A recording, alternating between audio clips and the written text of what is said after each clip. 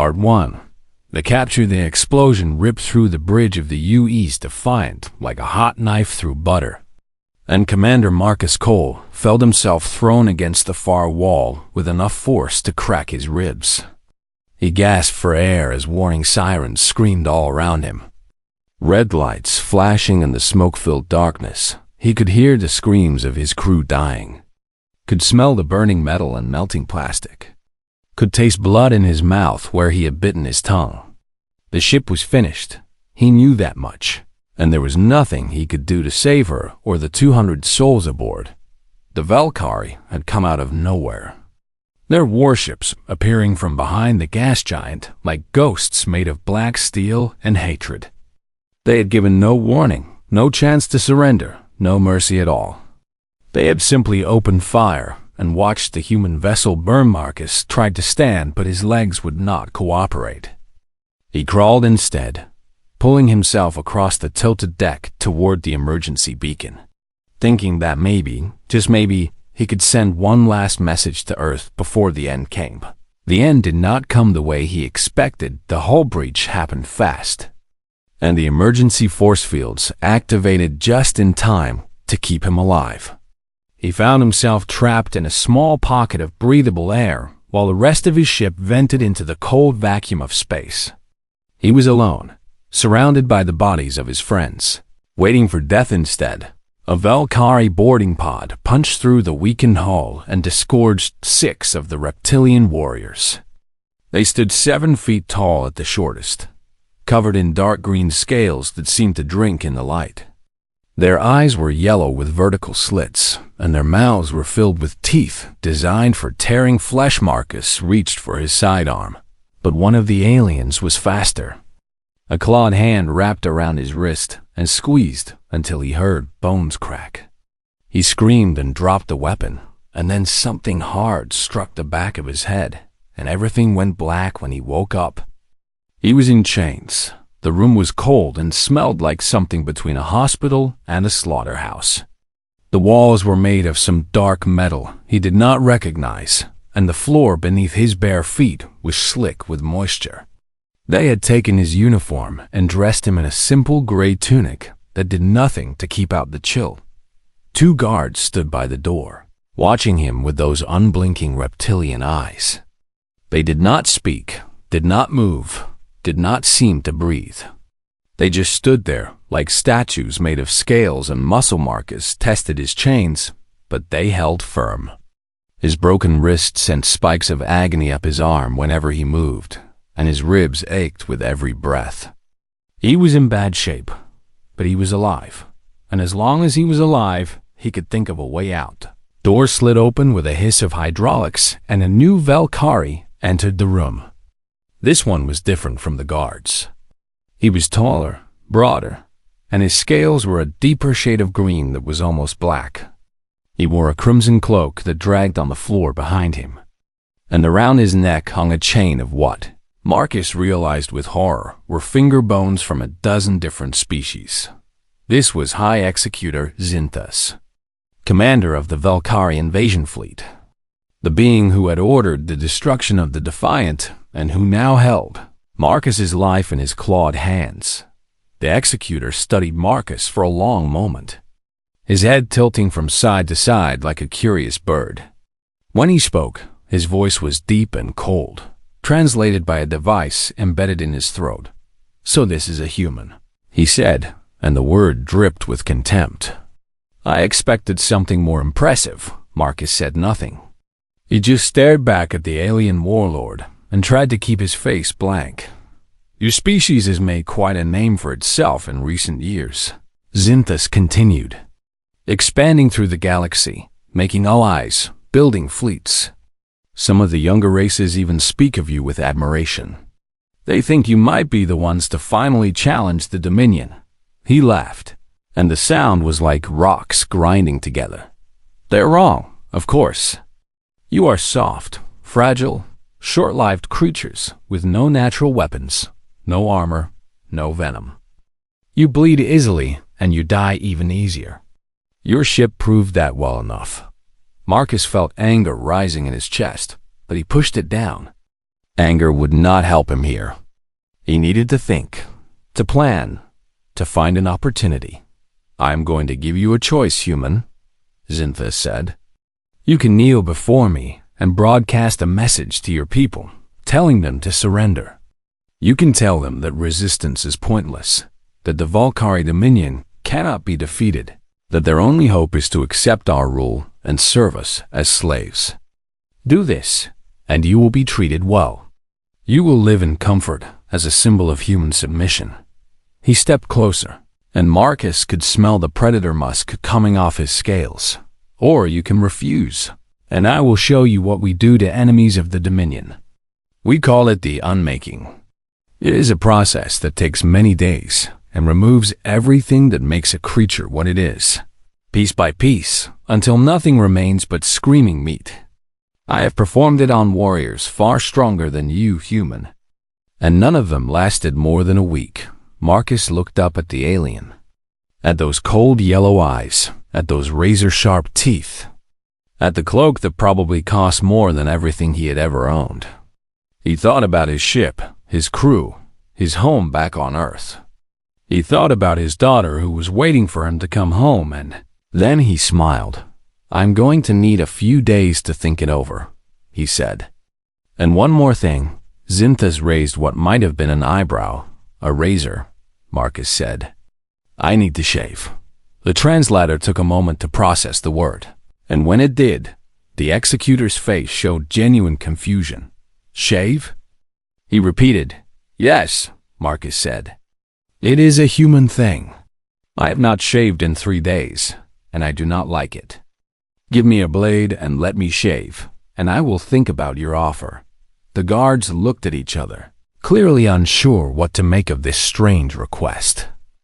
Zinthos studied Marcus for a long moment, searching for the trick, the trap, the hidden danger.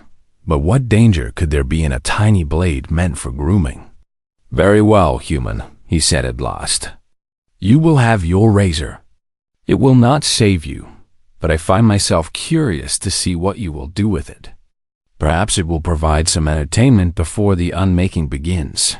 He turned and walked toward the door, his cloak sweeping behind him. 3 days, he said without looking back. "Then you will give me your answer, one way or another."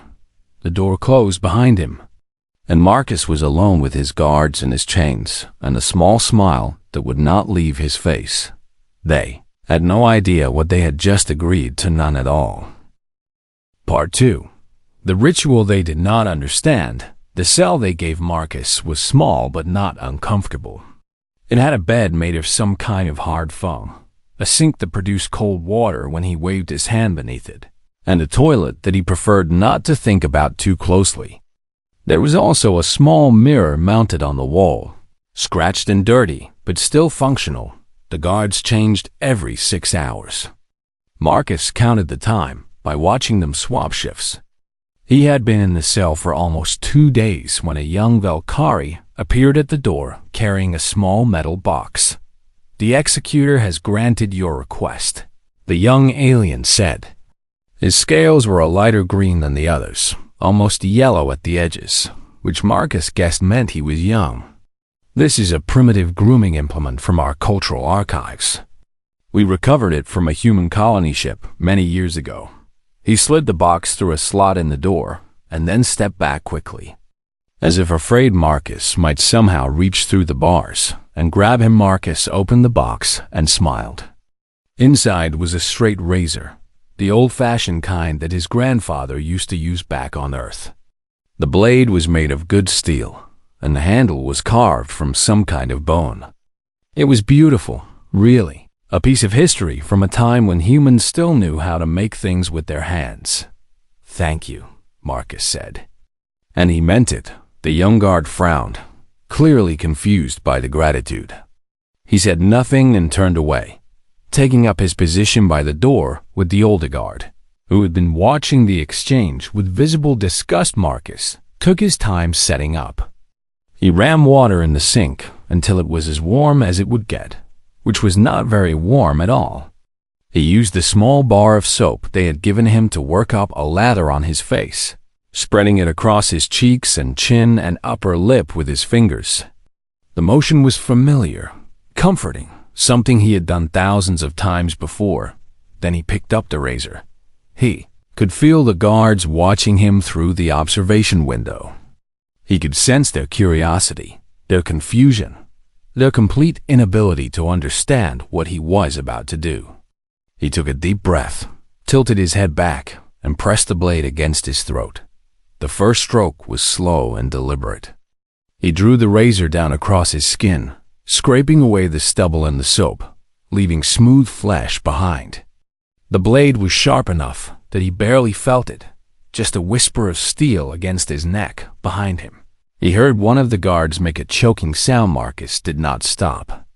He continued to shave, moving the blade in long, careful strokes from his jaw to his collar, tilting his head this way and that to get the angles right.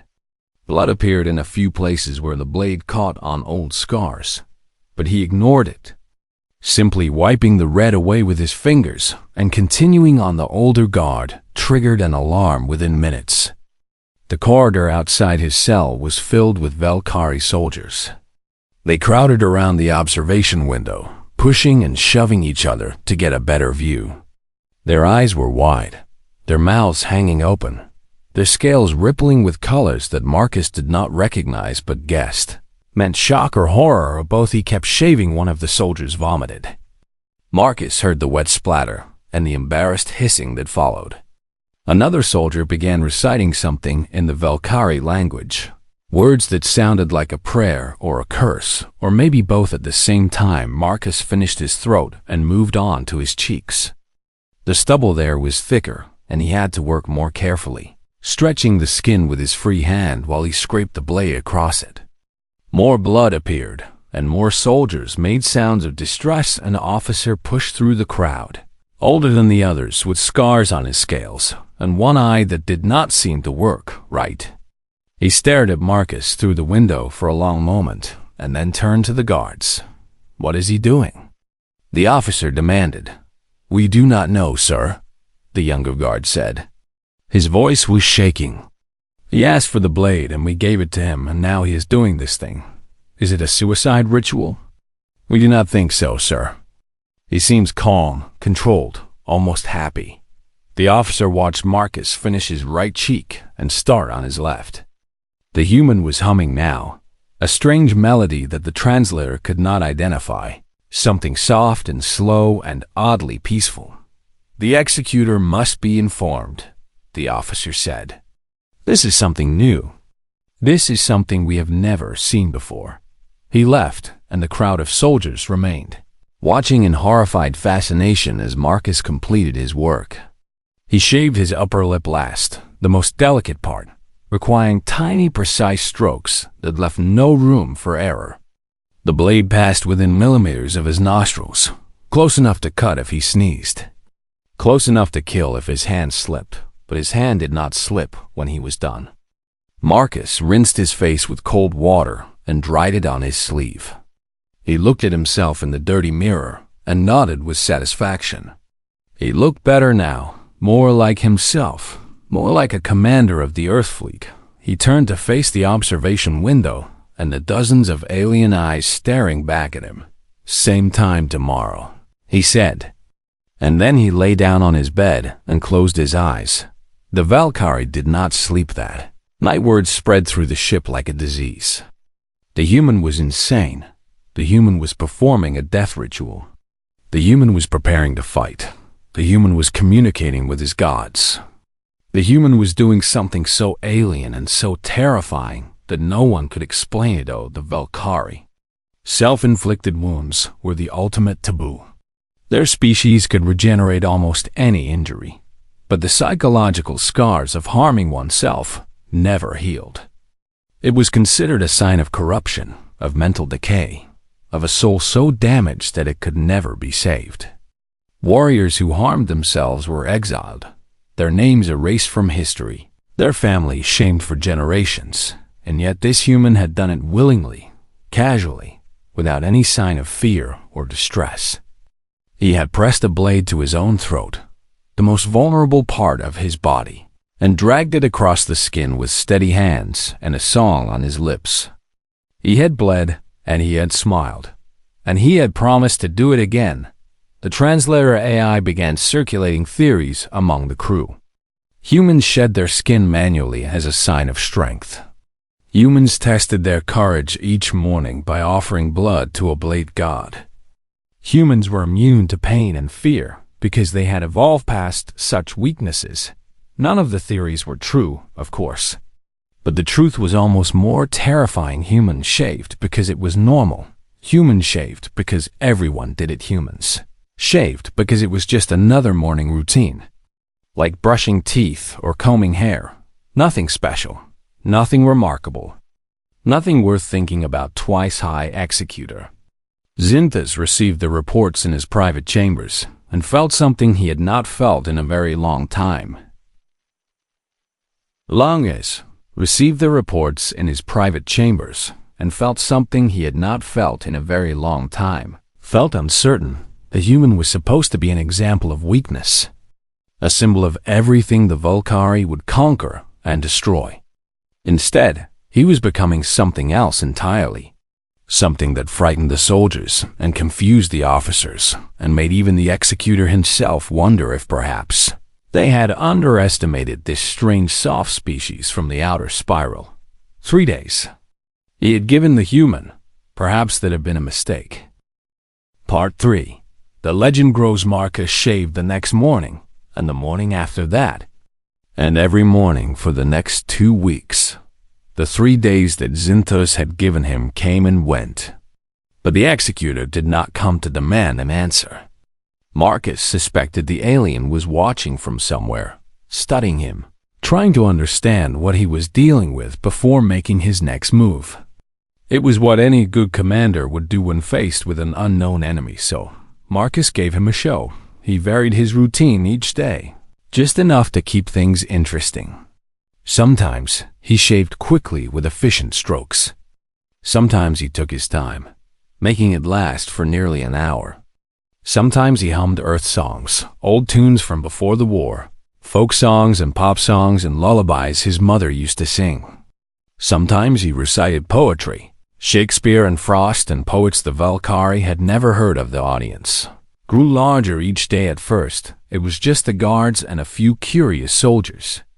Then it was officers and technicians and medical personnel who wanted to study the phenomenon. Then it was everyone who could find an excuse to walk past the holding cells during the morning hours.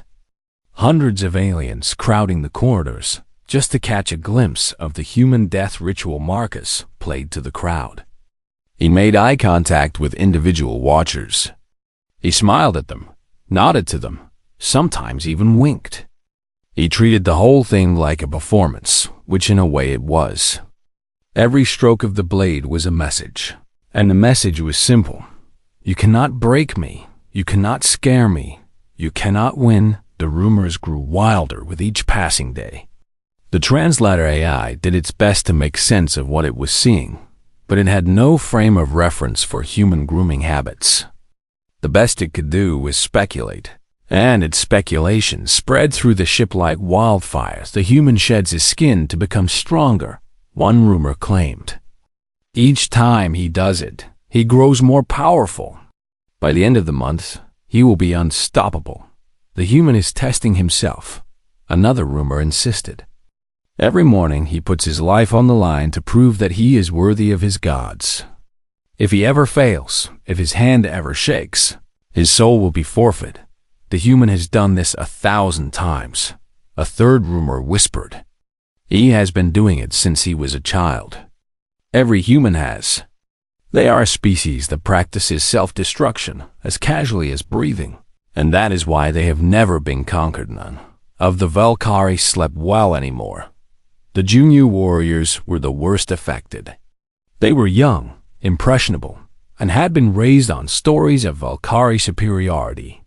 To them, the very idea of a species that could harm itself without fear was unthinkable, impossible, wrong on a level that went deeper than logic. Some of them began refusing guard duty near Marcus's cell. They made excuses, claimed illness, volunteered for dangerous missions just to avoid being in the same corridor as the human. Their commanders punished them, but the punishments did nothing. Fear was stronger than discipline, and the fear was spreading. One young warrior decided to prove that humans were not special. His name was Crixnell, and he was barely 20 cycles old, still young enough to believe he was immortal. He had listened to his friends talk about the human with awe and terror, and he had decided that enough was enough. He would perform the ritual himself and show everyone that there was nothing to be afraid of. He stole a blade from the medical bay, a scalpel meant for surgery, and he locked himself in his quarters. He stood in front of his mirror and pressed the steel against his throat. Just as he had seen the human do, his hands began to shake. He tried to force them to be still, but they would not cooperate. Sweat beaded on his scales and dripped into his eyes. His heart pounded in his chest like war drums. His entire body screamed at him to stop, to drop the blade. To run away, he managed one small cut, barely a scratch. Before his nerve broke completely, they found him 3 hours later, curled up in the corner of his room, rocking back and forth and muttering words that made no sense. The medical team sedated him and took him to the psychiatric ward, where he remained for the rest of the voyage. The doctors said he might recover eventually, but they did not sound confident. Words spread quickly. A Valkyrie warrior had tried the human ritual and had been broken by it. Marcus heard about it from the guards the next morning. They told him without realizing what they were admitting, too frightened and confused to understand that they were giving him valuable information. He nodded thoughtfully and continued his shave without comment, but inside, he was smiling. The balance of power was shifting, slowly but surely. Every day that passed, the Valkyrie grew more afraid, and Marcus grew more confident. He was winning a war without firing a single shot, conquering an enemy without throwing a single punch. All he had to do was keep doing what he had done every morning since he was 15 years old. His grandfather would have been proud. The old man had taught Marcus to shave using a straight razor, just like this one. He had called it a skill that every man should know, a connection to the past, a way of proving to yourself each morning that you were in control of your own life. Marcus had not understood at the time, had thought it was just an old man being stubborn and old-fashioned. No, he understood. There was power in the ritual. Power that had nothing to do with gods or magic or supernatural forces. It was the power of discipline, of self-control, of facing your own mortality every single day and refusing to flinch. It was the power that came from knowing that you could hurt yourself and choosing not to, that you could give in to fear and choosing to stand firm. Instead, the Valkyrie did not have that power. They had strength and speed and natural armor. They had technology and numbers and an empire that spanned 1,000 worlds.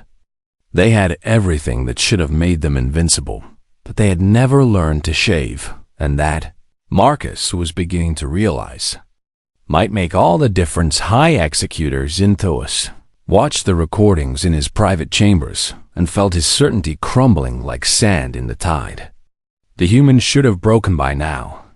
The isolation and the fear and the threat of the unmaking should have reduced him to a begging, weeping wreck instead. He seemed to grow stronger each day. Something had to change. The Executor decided. He could not let this continue. The crew was losing faith. The soldiers were losing courage, and whispers of doubt were spreading through the fleet like poison. It was time to confront the human directly. It was time to end this, one way or another. Part 5. The message that changed the war. 3 days passed after the confrontation with the Executor, and Marcus heard nothing. No guards came to take him to the unmaking. No officers came to demand his surrender. No one came to his cell at all, except for the silent workers who brought his food and water and took away his waste. It was as if the entire ship had decided to pretend he did not exist. Marcus continued his routine anyway. He shaved every morning. He exercised in the small space available to him, He slept as well as he could on the hard foam bed. He waited for something to happen, knowing that it would come eventually, that this silence could not last forever. On the fourth morning, the door opened, and a young Valkyrie officer stepped inside. He was different from the others Marcus had seen. His scales were pale, almost gray, and his eyes were smaller and softer than the warriors who had guarded him. He wore the uniform of the diplomatic corps, not the military, and he moved with a nervousness that suggested he was not comfortable being here. "Commander Cole," the officer said. His voice was quiet, almost respectful. "I am Sub-Executor Thinroll. I have been sent to inform you of a decision that has been made regarding your status." Marcus set down his razor and turned to face the alien. "I am listening." Thinroll swallowed hard. A gesture that Marcus had learned was a sign of fear in the Valkyrie. "The High Executor has decided to release you," he said. "You will be returned to your people unharmed. All charges against you will be dropped. The Valkyrie Dominion will withdraw from human space immediately and indefinitely." Marcus stared at him. He had expected many things. Torture, execution, a lifetime of imprisonment. But this was not one of them. "Why?" he asked. Thinroll hesitated, clearly uncomfortable with the question. "I'm not authorized to discuss the reasoning behind the decision," he said. "I am only authorized to inform you that it has been made. A shuttle will be prepared to take you to the border of human space within the hour. From there, you will be transferred to one of your own vessels." He turned to leave, but Marcus stopped him. "Wait." The young officer froze, his hand on the door. "I want to know why," Marcus said. "I want to know what changed his mind. I have spent weeks in this cell wondering if I was going to die. And now you tell me I am free. I deserve to know the reason." Thinroll stood there for a long moment, his back to Marcus, his shoulders tight with tension. Then he spoke, his voice barely above a whisper. "The crew," he said. "The soldiers, the officers, everyone on this ship, everyone in the fleet. They have all seen what you did, what you do every morning. They have all heard the stories, the rumors, the theories about what it means." He turned to face Marcus, and there was something in his eyes that looked almost like respect. "They are afraid of you, Commander, not because of what you might do to them, but because of what you have shown them about themselves. You have shown them that there are beings in this galaxy who have conquered fears that we cannot even face, who have mastered weaknesses that we pretend do not exist." He paused, gathering his thoughts. "The High Executor understands that we cannot win a war against such beings. We might have the ships, the soldiers, the technology, but we do not have the spirit. We do not have the thing that makes you able to put a blade to your own throat and smile about it. And without that, all of our other advantages mean nothing." Marcus nodded slowly, understanding at last. "He is not releasing me because he is merciful," he said. "He is releasing me because he is smart. He knows that fighting humanity would be a mistake, and he is cutting his losses before they get any worse." "Yes," Thinroll admitted, "that is exactly what is happening. But do not mistake pragmatism for friendship, Commander. The Dominion will not forget what happened here. We will watch your species, study you, try to understand how you became what you are. And if we ever find a way to match your strength of spirit, we will return. I would expect nothing less," Marcus said. "But by then, we will be ready for you." He held out his hand, a gesture that Thinroll clearly did not understand. "It is called a handshake," Marcus explained. "A human tradition. It means that we part as equals, with respect on both sides. You take my hand and shake it, and then we go our separate ways." Thinroll stared at the offered hand for a moment, then slowly reached out and took it. His grip was firm, his scales cool and dry against Marcus's skin. "Farewell, Commander Cole," he said. "May we never meet again." "May we never need to," Marcus replied. The shuttle ride to the border was quiet and uneventful. Marcus sat in a small compartment by himself, watching the stars drift past the viewport, thinking about everything that had happened and everything that was yet to come. When the shuttle reached the rendezvous point, he found the UE's vengeance waiting for him. The massive dreadnought had come expecting a battle and found instead a peaceful exchange. The crew did not know what to make of it, and Marcus could feel their confusion as he stepped aboard. The captain met him at the airlock. A woman named Chun, with silver hair and a scar across her left cheek. She looked at him with a mixture of relief and suspicion. "Commander Cole," she said, "we thought you were dead. When we received the transmission from the Valkyrie offering to return you, we assumed it was a trap." "It is not a trap," Marcus said. "They really are letting me go. They really are withdrawing from our space." "It is over." "Over?" Chun repeated. "How is it over?" "We have not fired a single shot. We have not fought a single battle. How can it be over?" Marcus smiled and rubbed his chin, feeling the smooth skin where his stubble used to be. "I gave them a cultural exchange," he said. "They learned something important about humans. Something they were not expecting." Chun waited for him to elaborate, but he just shook his head. "Debrief me later," he said. "Right now, I need a shower, a hot meal, and about 12 hours of sleep." In that order, he walked past her into the ship, leaving her standing at the airlock with questions she would never fully understand the answers to. The war ended. Not with a decisive battle, but with a whisper that spread across Valkyrie space. It passed from soldier to soldier, ship to ship, world to world. A warning about the strange soft creatures from the outer spiral who pressed blades to their own throats every morning and smiled about it. "Do not fight them." The whisper said, "Do not challenge them. Do not underestimate them. They are the blade dancers. The throat takers, the ones who shave, and nobody in the entire galaxy wants to find out what else they are willing to do." In the years that followed, humanity expanded across the stars without opposition.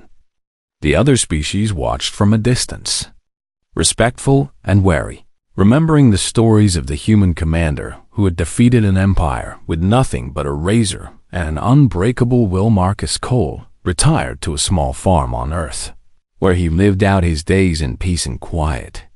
He never spoke publicly about what had happened aboard the Valkyrie flagship, never wrote a memoir, never gave interviews to the journalists who came seeking the truth, but every morning, without fail, he stood in front of his bathroom mirror with a straight razor in his hand, and he shaved. Part 4. The unthinkable act. The door to Marcus's cell slid open without warning, and High Executor Zinta stepped inside. He was not alone this time. 4 of his elite guards flanked him, warriors chosen from the best of the best, each one a veteran of 100 battles. They wore ceremonial armor made of black metal and red leather, and their weapons hummed with barely contained energy. Marcus was sitting on his bed, the straight razor in his hand. He had been about to begin his morning ritual when the door opened. He looked at the executor and the guards and raised an eyebrow. "Good morning," he said. "You are early." Zinthus did not respond to the greeting. He stood in the center of the cell, towering over the human prisoner, his yellow eyes burning with a cold fury that Marcus could feel like heat from a fire. "This ends now," the executor said. "I gave you 3 days, and you have taken 14. I have been patient. I have been curious. I have allowed you to perform your strange rituals in the hope that I might understand what makes your species tick. But my patience has limits, human, and you have reached them." Marcus set the razor down on the bed beside him, slowly and deliberately. He kept his movements calm and relaxed, giving the guards no excuse to attack. "Have I offended you?" he asked. "You have done worse than that," Zinthus growled. "You have infected my crew with doubt. You have made my warriors afraid. You have turned yourself from a symbol of human weakness into something else entirely. And I will not tolerate it any longer." He stepped closer, close enough that Marcus could smell the predator musk on his scales. close enough that he could count the individual teeth in that terrible mouth. "You will break," the executor said. "I have broken beings far stronger than you. I have broken Carthian warriors who could lift a ground car over their heads. I have broken Yuletide monks who could meditate for years without food or water. I have broken everything the galaxy has thrown at me. And I will break you." Marcus looked up at the massive alien, at those cold yellow eyes, at the claws that could tear through steel, at the armor that could stop a plasma bolt. He was small and soft and unarmed, a lamb facing a lion, and by all logic he should have been terrified, but he was not. "Let me ask you something," Marcus said. "Do you know why humans shave?" Xanthus blinked, clearly not expecting the question. His head tilted slightly to one side, the way it did when he was confused. "Your translator says it is a grooming ritual," he said. "A way of removing unwanted hair from the face. That is what we do," Marcus agreed. "But do you know why we do it that way, with a blade against our throats, every single day of our adult lives?" The executor said nothing. He just watched, waiting. Marcus stood up slowly, keeping his hands visible, and picked up the razor. The guards tensed, but Xanthus raised a hand to stop them. He wanted to hear what the human had to say. "We do it because it reminds us of something important," Marcus said. "Every morning, when I press this blade against my skin, I am reminded that I am mortal.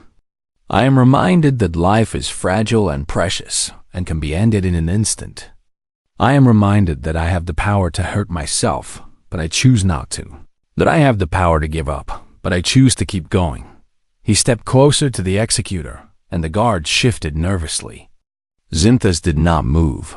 "You think humans are weak because we are soft, because we bleed easily, because we die young," Marcus continued. "But you have it backwards. We are strong because we know we are mortal. We are brave because we have faced our own death every single morning since we were children. We are dangerous because we have nothing left to fear." He held up the razor, letting the light catch the blade. "Every human you have ever seen has pressed steel to their own throat thousands of times without flinching. Every soldier in our fleet, every pilot in our fighters, every child who grows to adulthood. We start young, and we do it every day for the rest of our lives.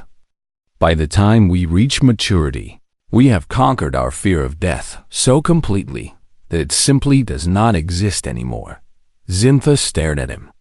And for the first time, Marcus saw something other than contempt in those yellow eyes. He saw doubt, uncertainty, maybe even the first stirrings of fear. "You are lying," the executor said, but his voice lacked conviction. "Am I?" Marcus asked. "Then prove it." He flipped the razor around in his hand and offered it to Xanthus. "Handle first." "Take it," he said. "Press it against your throat.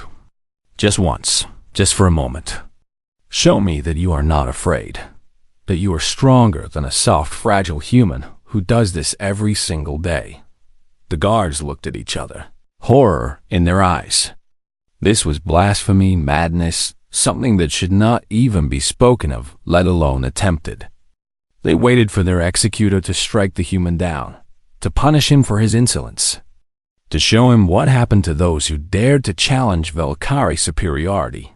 But Xanthus did not move. He stared at the razor like it was a live grenade, like it was the most dangerous weapon in the galaxy, like touching it would mean the end of everything he had ever known. His hands twitched at his sides, but he could not make them reach out. Marcus smiled. "You cannot do it," he said. "Can you?"